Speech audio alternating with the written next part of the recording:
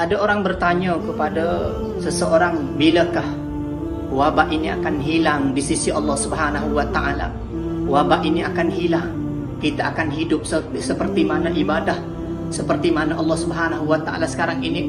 Apa yang menyebabkan Allah Subhanahu wa taala tutup masjid-masjid Allah?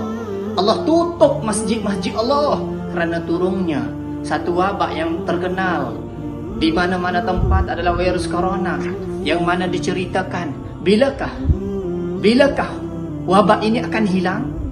Di dalam disebutkan oleh Imam Ahmad Ibn Hanbal di dalam kitabnya, di dalam musnadnya, yang menyatakan idza tala'atan najmu za sabah, idza tala'atan najmu idza sabah rufi'at ahatun. Apabila Allah Subhanahu wa taala terbitkan satu bintang di waktunya pagi, maka Allah Subhanahu wa taala akan angkat bala, wabak dan segala-galanya. Dan berkata para ulama, dijelaskan di dalam hadis, menjelaskan tentang hadis tersebut, idza tala'atan najmu idza sabah, apabila diterbitkan, apabila dinaikkan oleh Allah satu bintang ini, maka Allah akan hilangkan semua wabak-wabak yang telah diturunkan oleh Allah Subhanahu wa taala. Maka ulama, salah satunya ulama Syekh Muhammad bin Abdurrahman Al-Bani As-Sa'ati, dia menjelaskan tentang bintang yang diterbitkan oleh Allah, tentang yang dikatakan akan Nabi Muhammad di dalam hadis Nabi Muhammad. Beliau jelaskan di dalam kitab Al-Fathur Rabbani li tartib al-Musnad Imam Ahmad bin Hanbal, menjelaskan bahawasanya bintang yang ditertibkan, bintang yang diterbitkan oleh Allah Subhanahu wa taala ini, satu bintang yang mana diterbitkan pada sabah, pada waktu pagi. Bintang ini sepakat ulama menyatakan yang dinamakan adalah bintang Suraya. Bintang Suraya ini kalau kita belajar dalam ilmu hadis, diceritakan bahawasanya keistimewaan bintang Suraya tersebut. Maka bintang ini akan diangkat oleh Allah, akan dimunculkan oleh Allah pada waktu pagi. Maka Allah Subhanahu wa taala akan angkat bala, bencana dan wabak yang berlaku.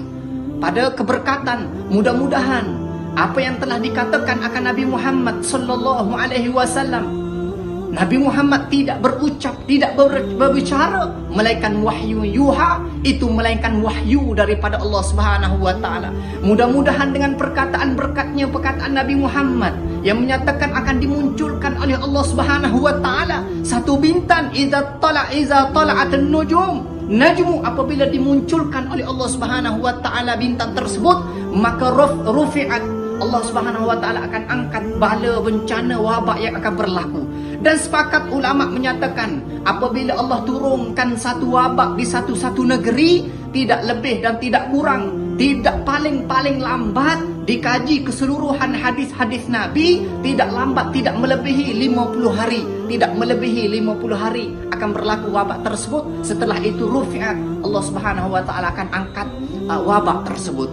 Dan sepakat ulama, salah satunya ulama menyatakan, Ibnu Hajar Asqalani menyatakan bahawasanya ditafsirkan yang masuk hadis tersebut, bulan manakah bulan dinyatakan apabila Allah terbitkan, Allah naikkan, Allah munculkan satu bintang tersebut.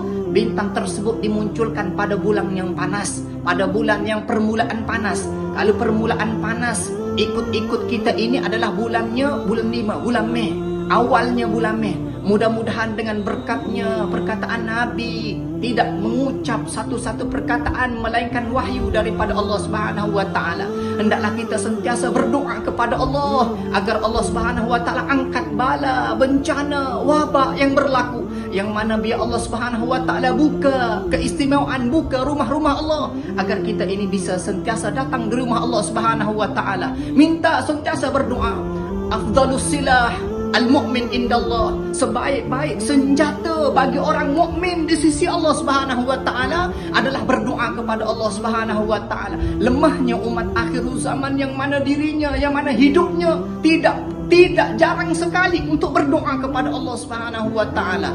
Apabila kita ni sentiasa berdoa dan ikhtiar kepada Allah, Allah akan angkat bala bencana tersebut. Mudah-mudahan Allah cepatkan terbitkan bulan yang dikatakan bintang yang dikatakan oleh Allah Subhanahu wa taala. Yang Nabi Muhammad menyatakan bintang itu akan dikeluarkan akan Allah Subhanahu wa taala pada waktu pagi. Apabila keluar pada waktu pagi jam 1 pagi, maka bala bencana dan wabak tersebut akan diangkat oleh Allah Subhanahu